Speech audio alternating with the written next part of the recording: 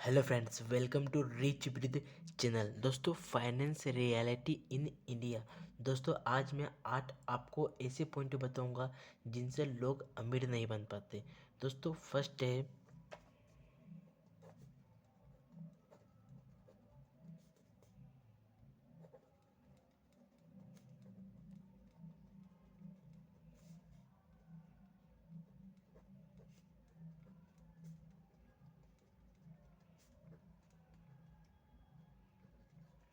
दोस्तों first point है ज़्यादा पैसा कमाना मतलब ज़्यादा अमीर बनना।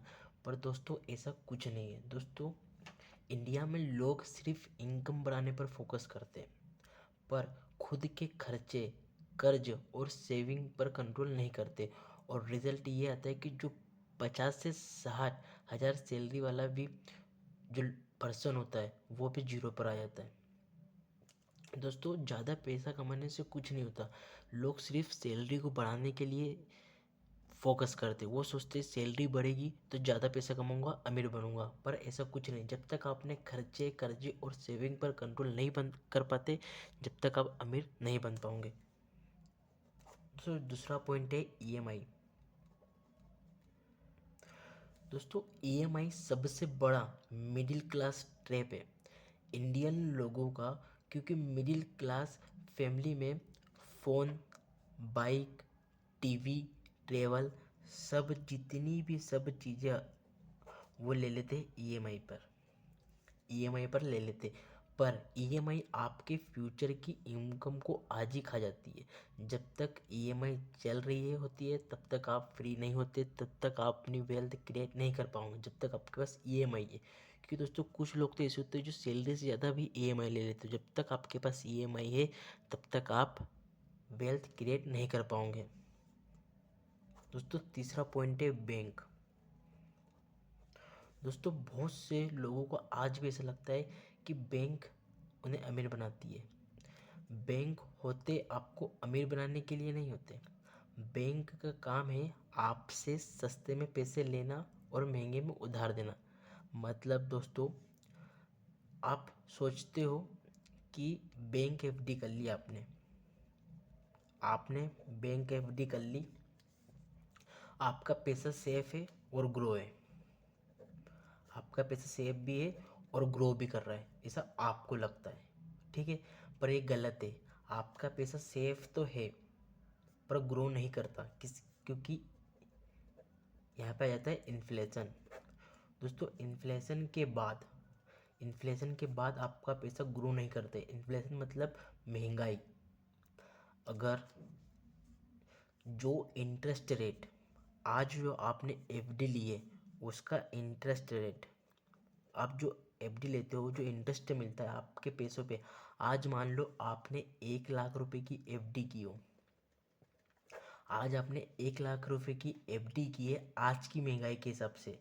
पर कुछ महीने या कुछ साल बाद महंगाई डबल हो जाती है, तो जो आपका इंटरेस्ट रेट रहता है उससे ज़्यादा हो जाता है इन्फ्लेशन रेट। तो आपके जो पैसा है उसकी कोई वैल्यू नहीं रहती। इसीलिए जब भी आप एफडी लो तो ज़्यादा रिटर्न, इन्फ्लेशन रेट से ज़्यादा रिटर्न देने वाली एफडी चुने। ठीक है दोस्तों, फोर्थ है सेविंग से नहीं,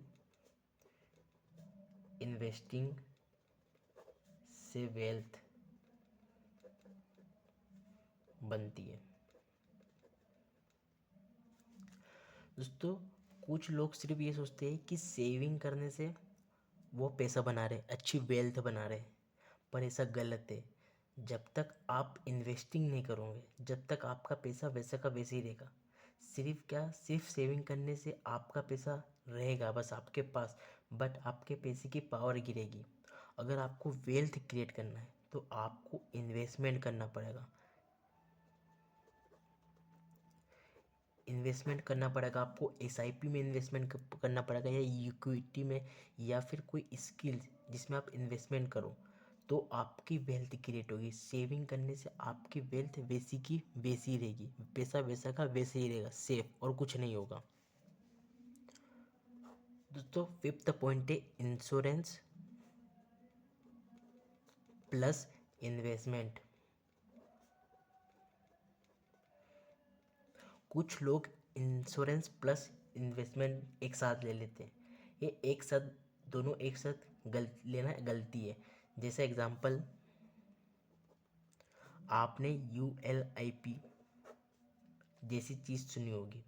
इसका मतलब होता है यूनिट लिंक्ड इंश्योरेंस प्लान।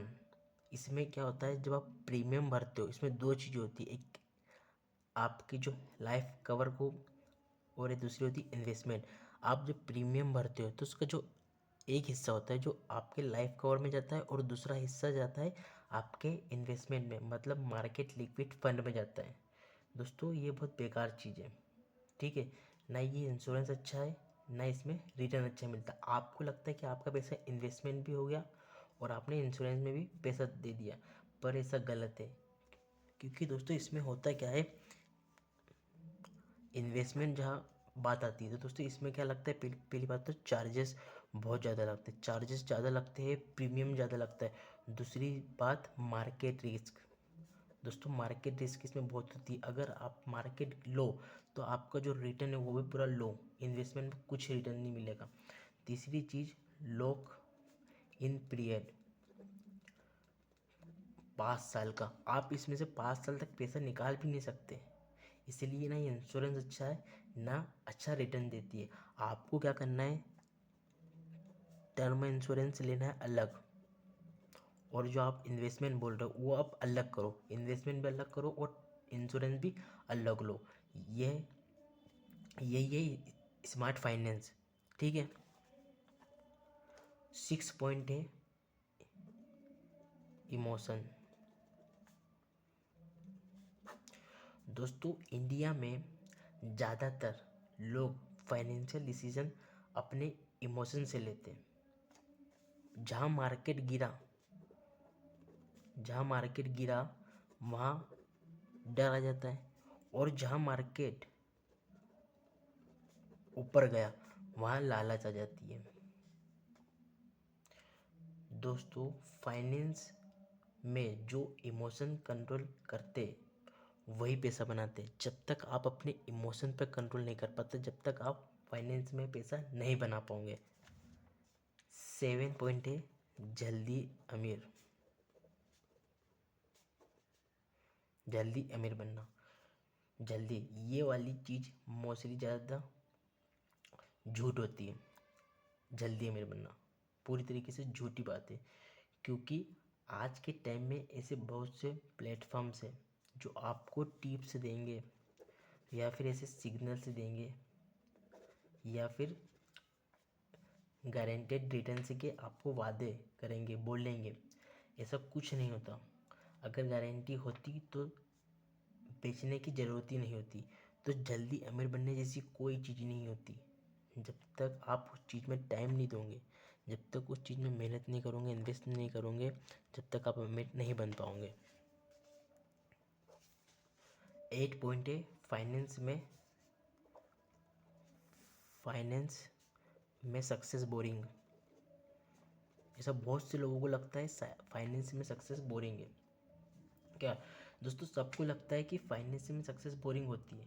सच तो ये है कि जिसको SIP बोरिंग लगती है, SIP बोरिंग लगती है, कंसिस्टेंसी बोरिंग लगती है,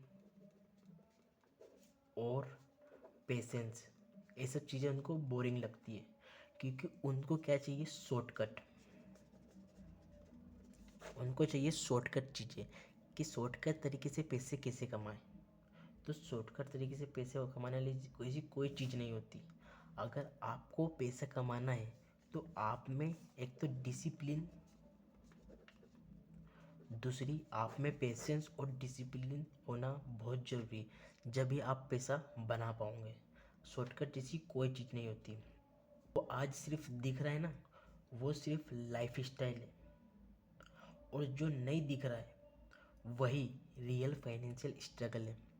दोस्तों अगर आपको फाइनेंस के बारे में और भी चीज़ें जाननी है तो चैनल पर और भी वीडियोस डले हुए, वहाँ पर जाके आप देख सकते हो। Thank you.